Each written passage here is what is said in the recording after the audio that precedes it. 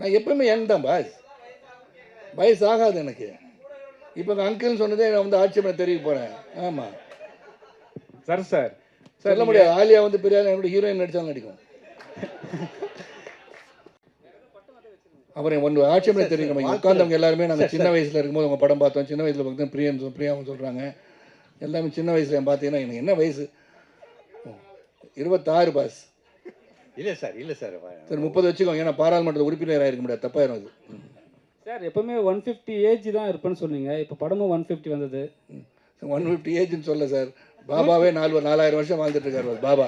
150 வருஷம் வாழணும் சொன்னீங்க. இளமையா பாபா இல்ல சார், பாபா இல்ல சார் 150 வருஷம் இளமையா இமயமலையில இருக்கிற சார். பாபாக்கு 4000 வயசு சார் இளமையா இயர்ஸ்.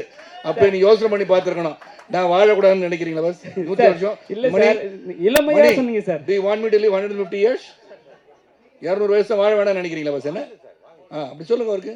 சார் இளமையா தான் சார் நான் கேட்குறேன். அதான் நான் சொன்னேன் பாஸ். 4000 வருஷம் பாபா இருக்கும்போது சரத்குமார் இருக்கக்கூடாது. என்னங்க நீங்க டைட்டில் வேணா போட்டுக்கோங்க.